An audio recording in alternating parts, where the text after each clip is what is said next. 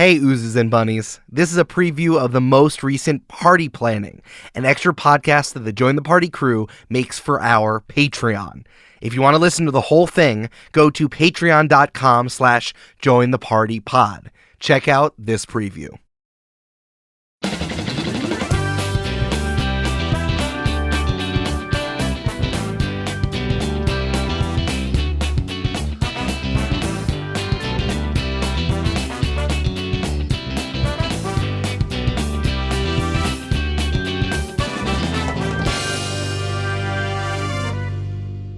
Welcome to Spirits Podcast, a boozy dives into myths, legends, and folklore. Every week we learn about a story from around the world. I'm Eric. And I'm Julia.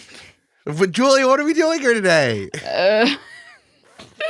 Okay, Eric, first off, I would say like an 85 out of 100 on that one. Pretty solid, but not perfect. We just talked about it. I know, and you missed a couple little bits. No. You forgot to pour a drink and learn about a new story from around the world. Every week, of course, yes. We have to pour a drink. Yeah. Because we're doing 2 out of 3 of the Trinity today. I have my coffee right here. I'm proving it. I drank my coffee already, so I am my 3 out of the Trinity are caffeinated and medicated. Woo! That's good. And I need to eat, and everyone knows, as I said before, I'm emotionally sound. So I don't need therapy. I'm totally fine. Not therapy or medication, Eric. No, I don't need any of that stuff. I'm raw dog in the world. Must be because nice. I'm so good at it. I was on a flight, Eric. I was on a flight recently. To go what'd see you my learn parents. when you were on the flight? And I didn't learn anything because it was Frontier, and so there's no TV. So that's one thing. But I was on this flight. It was Jake and I sitting next to this older man, I would say probably in his like early 70s, who was sitting across the aisle from his wife. Eric, he raw dogged the flight. All he did was stare at the front of his seat. And I don't understand. He didn't, like, I can understand this is an older man, so maybe he doesn't, like, you know, have a phone to watch his videos or his movies on or listen to music or anything like that. He didn't even have a book. He wasn't even talking to his wife. He was just staring at the seat in front of him. And I don't understand it. For 3.5 hours. It was not a short flight. It wasn't like a puddle jumper to Boston.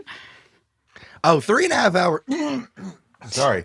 I'm still sick. He's What's dying. up, fam? I'm still dying. 3.5 hours is the length of flight, I think, when people think about it in their heads. So it's like, I need something. I've heard of this. I've heard of this happening. I think that sitting near it must be so disturbing. Because you're so like, weird. Are you like either A, what's wrong with me? This man is so blessed that he can just go into his mind palace and just get over it? Or are you like, wow, I'm sitting next to a fake person? This is, you know, when they say lizard people, that's what this person is. You know, do they say NPCs? This guy was an NPC where he was just like looking straight forward and like doing movements, but like not doing anything. You're like, wow, they just like designed a body so that it would seem like this area that I walked into has more action going on. Now, Julia, I do not want to be the kind of person that lays blame on someone else, but did you notice that he had a giant exclamation point over his head? No, he didn't. So you weren't supposed, maybe you were supposed to talk to him? Was it a bug? No, actually, when I got on the flight, Jake boarded before me because he had a checked bag. And he specifically said, don't talk to that man. And I was like, why? What did he do? Because he had gotten into a fight with a woman in like 2 rows ahead of us because that woman had accidentally dropped her bag on his wife's head. And so he's like, this man is pissed off. I don't want him pissed off at you. Don't talk to him. I'm like, can I say something, though, that Jake, and maybe Jake wouldn't do this because your husband is so even-keeled. Yes. But, like, I also would get into a fight with someone if they dropped a bag on my wife's head. Yeah. Yeah. I would do that. But he was, like, still raging, you know? Oh, okay. So he was, like, his aggro was on. Yeah. Oh, so you needed to keep like yourself on so that you didn't activate it. So but when you move, this is Julia as an MMORPG character. Is that I was crouched in the grass next to this man, hoping that he wouldn't notice me. There is only so much tall grass, and you couldn't leave it, and that was just your seat, which is why you couldn't move. Correct. I have to say though, is that, and I understand that this man was raging, and he's also a Decepticon, which is why he didn't say anything. But also, I think I'm at the point in my life that I would yell at someone for dropping a bag on my wife's head. Yeah, that's fair. Yeah. Did I tell you about when I was at the bakery near the office, and I did the funniest thing that I think I've done all year Yes, so you far? told me yesterday about this. Okay. Oh, that's right. The I man forgot who about it. shrugged at you.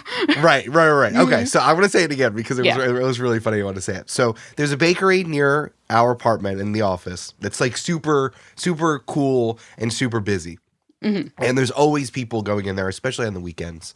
And they run out of stuff really quickly. As part of my Trinity, the Holy Trinity, I now need protein with my breakfast. Okay. Amanda McLaughlin, my dear wife, is a sweets person for breakfast. She is a pastry and go sort of lady, and that's not where I'm living. That's not how my spirit is vibing. It's fair. I mean, I don't get it, and I also don't understand you as someone who only photosynthesizes, I guess, before noon. Which I think is impressive. I think that the chlorophyll and the gills you installed, I think, are really helpful. Yeah, they look beautiful, don't they? They're very frilly. I decided to go for the frilly option. No, I like that you wore it up. Yeah. You wore it up today. So I was in the bakery, and I'm like, okay, I'm getting this focaccia that has an egg on it. I'm going to eat this. It's going to be great.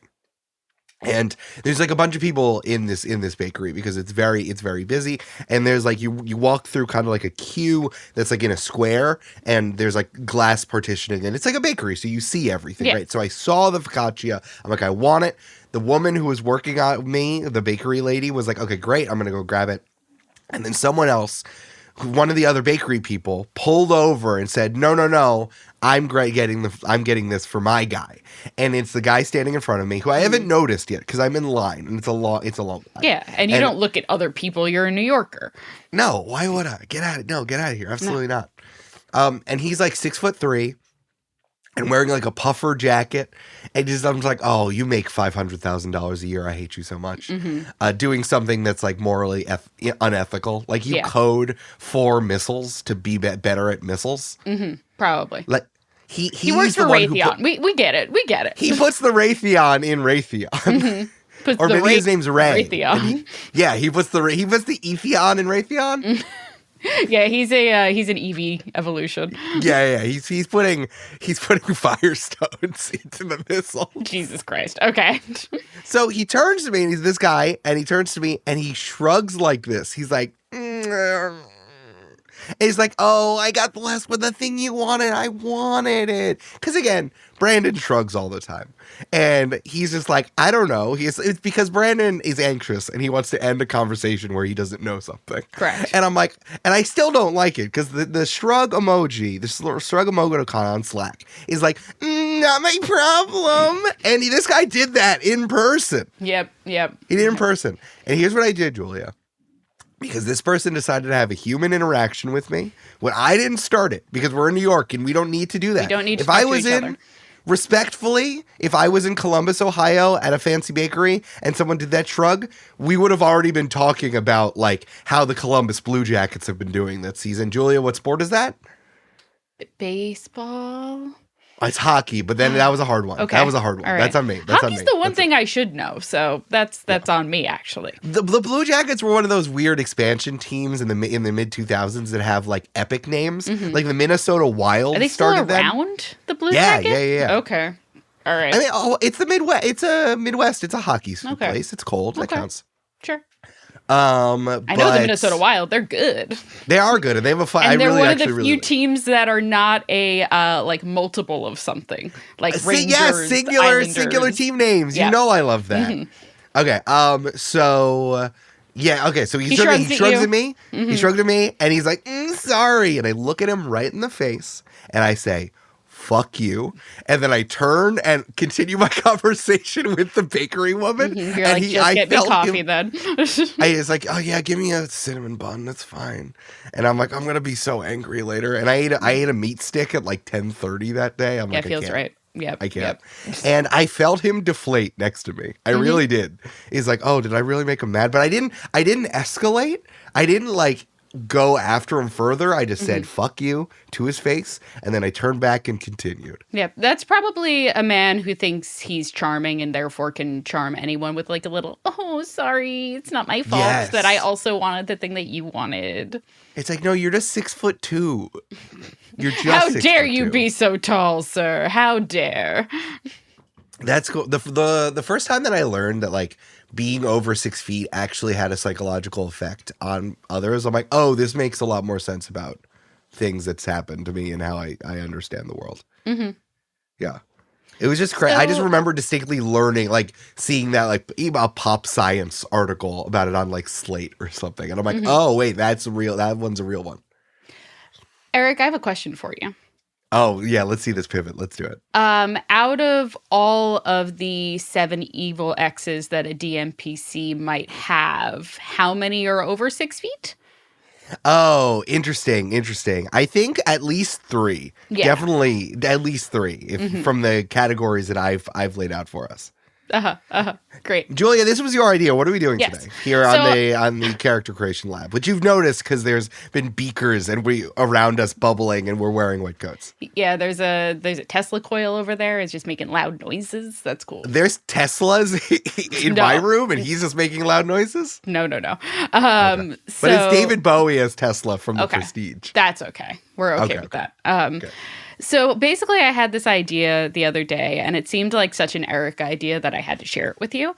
And I really like the idea of, and I've talked about this in previous episodes, particularly in the Tarot Card Revised episodes that I did with Amanda, about how much I love like a DMPC that has their own recurring NPCs that like have their own backstory and like show up randomly during your quest. Like they're not the big bad. They're not like part of the major story arc that is going on with your characters necessarily, but you are required to interact with them because they are like part of your DMPC's past, right?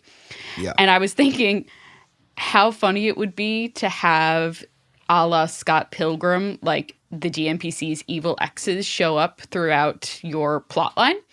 Yeah. And interact with the party, and it's like something that you have to deal with because you've taken this DMPC in. And so I was like, Eric, what if we created those, and what would those look like if they're not the Scott Pilgrim ones? No, that's pretty good, Julia. That's good stuff. I like that. Good. Hey, Julia, good idea. Thanks, bud. That was great. My favorite part was the accent work. If you like that, you gotta hear the rest of party planning by joining the Patreon at patreon.com/jointhepartypod.